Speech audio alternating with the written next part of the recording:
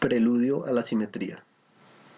La simetría, definida en un sentido tan estrecho o tan amplio como se quiera, es una idea por la que el hombre ha intentado en todas las épocas comprender y crear orden, belleza y perfección. Hermann Weyl. La naturaleza parece aprovecharse de las representaciones matemáticas simples de las leyes de la simetría. Cuando uno se para a contemplar la elegancia y la hermosa perfección del razonamiento matemático implicado, y lo contrasta con sus consecuencias físicas complejas y trascendentales, nunca deja de desarrollar un sentido de profundo respeto por las leyes de la simetría. C.N. Frank Young. Pero aunque las simetrías se nos oculten, podemos sentir que están latentes en la naturaleza, gobernándolo todo sobre nosotros. Esta es la idea más emocionante que conozco, que la naturaleza es mucho más simple de lo que parece.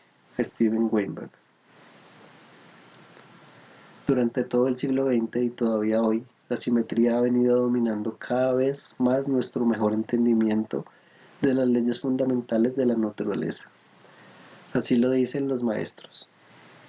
Las partes finales de nuestra reflexión, que nos traen a las fronteras actuales y más allá, celebran los grandes triunfos de la simetría y profetizan más. Cambio sin cambio. Qué mantra tan extraño e inhumano para el alma de la creación. Y aún así, su misma irrealidad nos da una oportunidad. Podemos extender nuestra visión imaginativa haciendo nuestra su sabiduría. Nuestra pregunta nos pide que descubramos la belleza en las raíces del mundo físico. Para responder a su desafío tenemos que actuar en sus dos caras.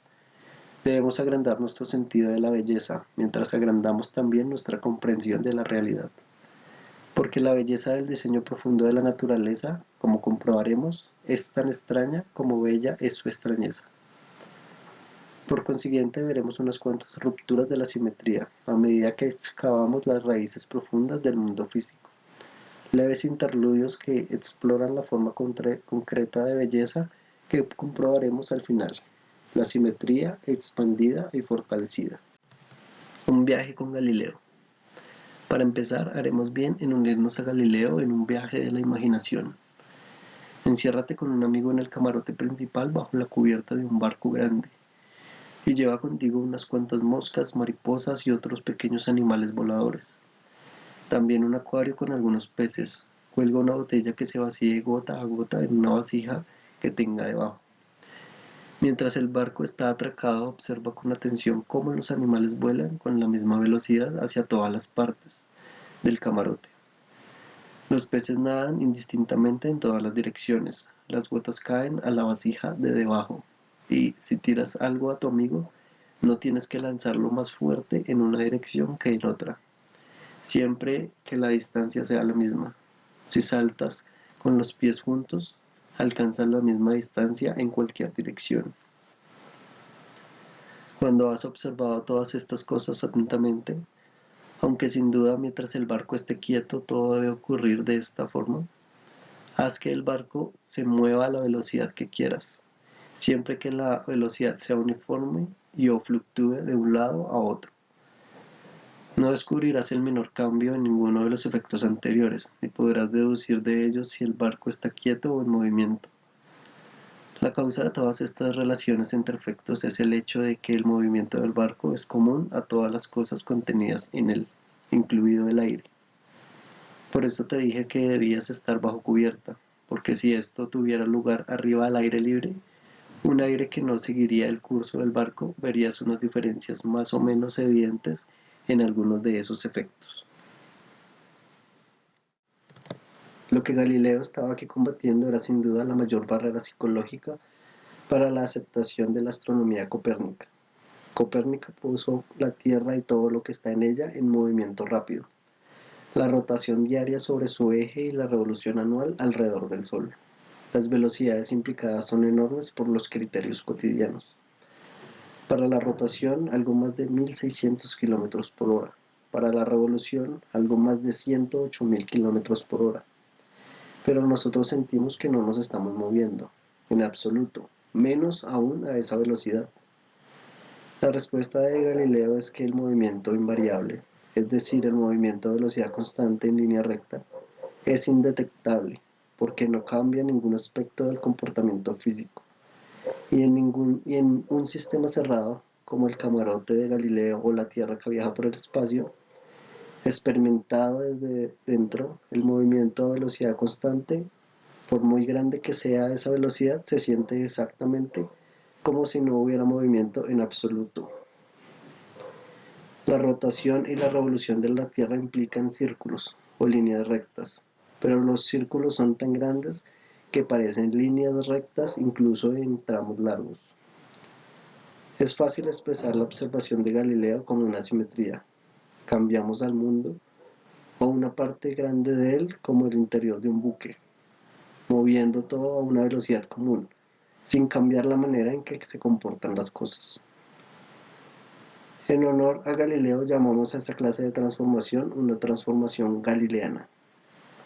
En consecuencia llamamos a su postulado de simetría galileana o invarianza galileana.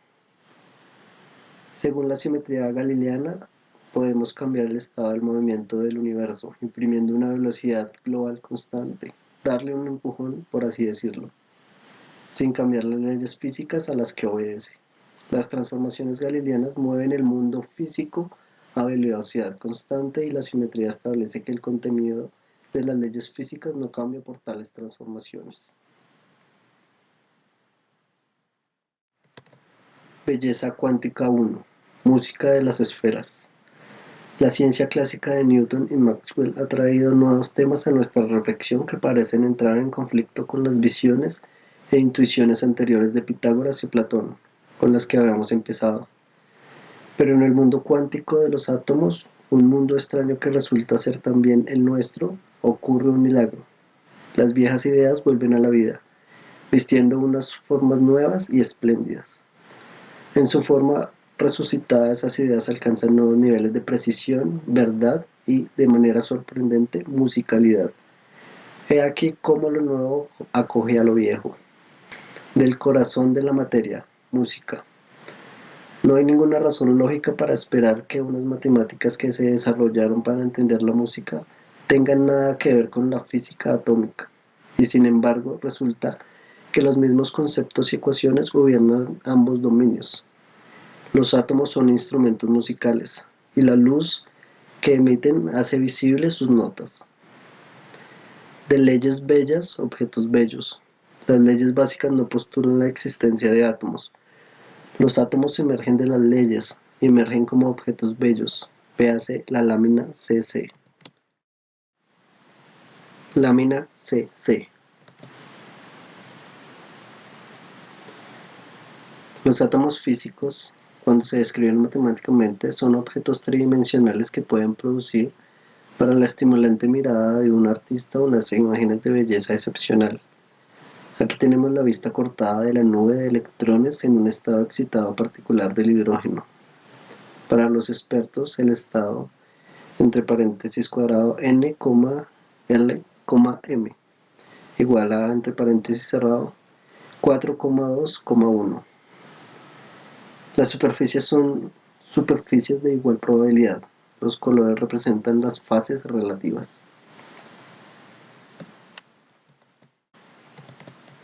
Los átomos físicos, descritos matemáticamente, son objetos tridimensionales que, para el espíritu vivificante de un artista, producen imágenes de belleza excepcional. De la dinámica, permanencia. Las leyes básicas son ecuaciones que describen cómo cambian las cosas con el tiempo, pero esas ecuaciones tienen algunas soluciones importantes que no cambian con el tiempo. Esas soluciones, y solo esas, describen los átomos que forman nuestro mundo cotidiano y a nosotros mismos. De lo continuo, lo discreto. Las funciones de onda que describen a los electrones de los átomos son campos de probabilidad, distribuciones de probabilidad, que llenan el espacio. Son continuos y similares a las nubes. Pero los patrones nubosos estables son discretamente diferentes y llevan el sello del número. Vuelve Pitágoras. En los primeros días de la teoría cuántica moderna no había todavía un libro de texto, naturalmente. Los aspirantes a la profesión, ansiosos por utilizar la nueva teoría atómica, se fijaron entonces en un libro de texto sobre una asignatura diferente, la Theory of Sound de Lord Rayleigh, porque encontraron ahí las matemáticas necesarias para describir cómo funcionan los átomos. Se habían desarrollado antes para descubrir cómo funcionan los instrumentos musicales. Aunque los símbolos significan cosas diferentes, aparecen esencialmente las mismas ecuaciones y se pueden usar las mismas técnicas para resolverlas. Eso le habría gustado a Pitágoras. El yoga de los instrumentos musicales. La física de los instrumentos musicales es la física de las ondas estacionarias. Las ondas estacionarias son ondas en objetos finitos o en espacios confinados. Así las vibraciones de las cuerdas en los instrumentos musicales o las de las cajas de resonancia son ondas estacionarias. Las ondas estacionarias deben contrastarse con las ondas de desplazamiento. Cuando hablamos de ondas sonoras, por ejemplo, solemos referirnos a las ondas de desplazamiento que se expanden o se propagan desde una fuente. Las vibraciones de la caja de resonancia de un piano de cola, que son ondas estacionarias, empujan el aire circundante de acá para allá. El aire en movimiento ejerce fuerzas sobre su aire vecino, que ejerce fuerzas en su aire vecino, y así sucesivamente, lo que resulta en una perturbación que adquiere vida propia. Las ondas estacionarias son el tipo de movimiento que puedes establecer en el agua de una bañera cuando chapoteas, o en las vibraciones de un gong o de un diapasón cuando lo golpeas. En cada uno de esos casos, chapoteo en el baño, golpe al gong, toque al diapasón, después de un comienzo ruidoso, el movimiento se estabiliza para volverse a regular en el espacio y periódico en el tiempo. Esa es la clave de un diapasón, que quiere vibrar a una frecuencia característica y por eso produce un tono fiable y puro. Un gong típico genera un patrón de sonido más complicado e interesante. Volveremos a él en breve. Podemos centrar la atención en el yoga de los instrumentos musicales con más claridad, considerando el instrumento musical de simplicidad suprema, que es de hecho el instrumento de Pitágoras, una cuerda tensa clavada en los dos extremos, figura 24.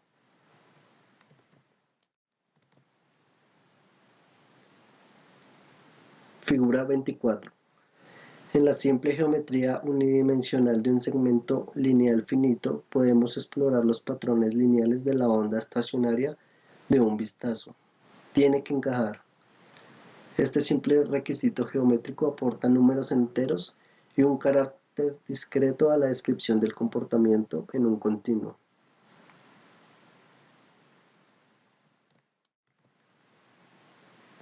En la simple geometría unidimensional de un segmento lineal finito, podemos explorar los patrones naturales de la onda estacionaria de un vistazo. En la figura, las líneas continuas y las líneas de puntos muestran la forma de la cuerda a tiempos diferentes, en 4 patrones naturales de onda estacionaria. El tamaño o amplitud de la distorsión está muy exagerado para una mayor visibilidad. En los tiempos intermedios, los puntos de la cuerda se mueven arriba y abajo, a medida que la línea continua procede suavemente hacia la punteada, luego la punteada hacia la continua, en un ciclo. Un simple requisito geométrico aporta números enteros y un carácter discreto a la descripción de estos patrones basados en un continuo. Tienen que encajar. Recorriendo la figura de arriba a abajo y comparando los patrones, vemos que la variación, según nos movemos por la cuerda de la izquierda a la derecha, es 2, 3 y 4 veces más rápida. Uno puede tener vibraciones naturales que acomodan 3 ciclos, o 2 o 4, o cualquier número entero, pero no algo entre medias. Como resultado, las frecuencias naturales de nuestro instrumento son discretas, o como solemos decir, cuantizadas.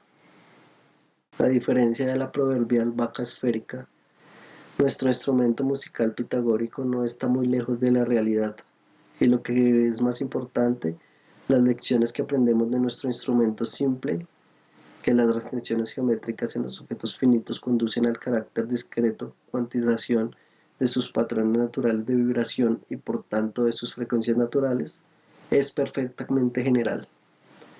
En la mecánica cuántica, esa lección se convierte en el eje de la física atómica, como trataremos más adelante. Vibraciones naturales, frecuencias resonantes. También puedes obtener ondas estacionarias en la caja de resonancia de una guitarra cuando tocas una cuerda, o en una placa cuando golpeas sus lados. Figura 25. Figura 25.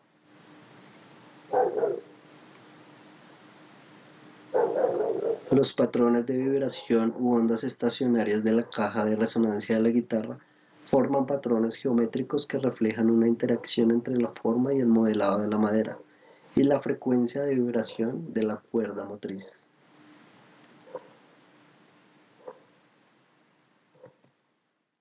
Los patrones se hacen visibles. La idea básica es la misma que acabamos de tratar para una cuerda fija.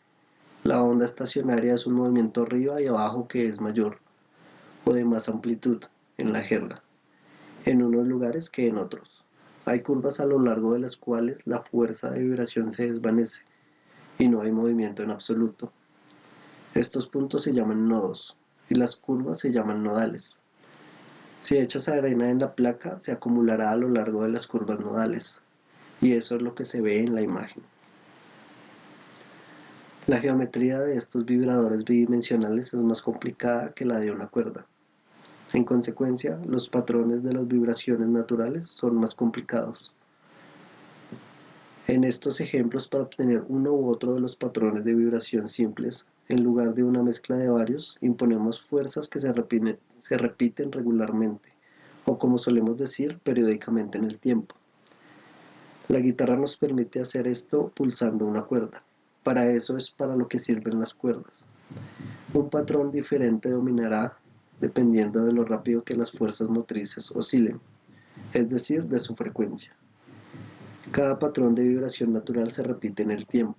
Las fuerzas que cada pieza móvil de cuerda, madera o metal ejerce en sus vecinos son diferentes en los diferentes patrones, y el ritmo al que cambian las cosas es diferente en cada uno. Los patrones que varían deprisa en el espacio tienden a causar mayores fuerzas y por tanto un movimiento más rápido, de mayor frecuencia. Cada patrón de vibración natural ocurre en su propia frecuencia natural. La frecuencia natural se llama también frecuencia resonante, por la siguiente razón. Si la frecuencia de la fuerza motriz está próxima a la frecuencia natural, la vibración de algún patrón, ese patrón saltará como una respuesta poderosa. Porque en ese caso y solo en ese caso, la fuerza motriz externa coincide con las fuerzas internas, ciclo tras ciclo, para construir la magnitud del movimiento. Cualquiera que haya flexionado las piernas y estirado el cuerpo para dar fuerza al movimiento de un columpio o haya empujado en uno a un niño, sabe lo importante que es eso. Cuando golpeas un diapasón o un gong, la vibración irradia desde el punto de impacto, luego rebota en los bordes y regresa, como el eco en una sala. Los movimientos complicados disipan su energía deprisa en forma de ondas sonoras de desplazamiento y calor, dejando un patrón perdurable en el diapasón o solo unos pocos en el gong, cada uno vibrando a su frecuencia resonante. Eso es lo que escuchas como un tono estable o como un acorde que evoluciona despacio, después del comienzo ruidoso. Los gongs producen un acorde evolutivo, perdiendo gradualmente la complejidad hasta que se convierte en un tono simple, porque hay varios patrones perdurables que decaen a velocidades distintas. Los patrones de vibración u ondas estacionarias de la caja de resonancia de la guitarra forman patrones geométricos que reflejan la interacción entre la forma y moldeado de la madera y la frecuencia de oscilación de la cuerda motriz, como se muestra en la figura 25. Los patrones de ondas estacionarias en una placa cuadrada vibrante en la parte de abajo de la figura son similares, pero más simétricos. Estos patrones tienen un parecido asombroso con los patrones de nubes electrónicas. Figura 26.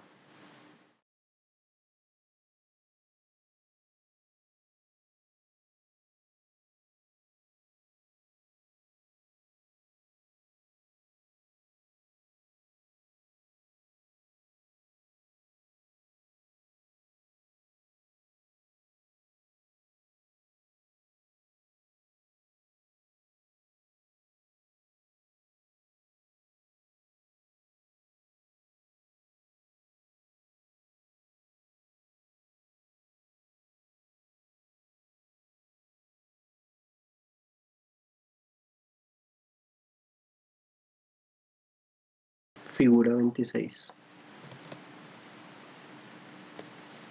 Cada imagen muestra una instantánea de la nube de probabilidad de un electrón, tomada en cada uno de los estados estacionarios del hidrógeno. Es más probable que el electrón se encuentre donde la nube es más brillante. En cada caso, un solo protón está en el centro de la nube. Las mismas formas orbitales se aplican a los electrones en otros átomos, como el de carbono. El parecido entre las ecuaciones que los gobiernan es profundo, y más asombroso todavía. Una oportunidad perdida. Es una verdadera pena que los pitagóricos no hicieran un seguimiento de sus descubrimientos con cuerdas vibratorias para considerar instrumentos un paso más complicados, como nuestras placas bidimensionales. Una estupenda interacción entre geometría, movimiento y música, que iba mucho más allá de las reglas simples de las cuerdas. Estaban allí esperándoles para que las disfrutaran y la explotaran de oído, a ojo y con la mente. Se habrían dado un fiestón. También habrían descubierto un camino más fácil y accesible hacia las leyes básicas de la mecánica que el rodeo dificultoso a través de la astronomía, que finalmente, siglos más tarde, condujo allí. Y como veremos pronto, habrían asfaltado una autopista hacia la teoría cuántica.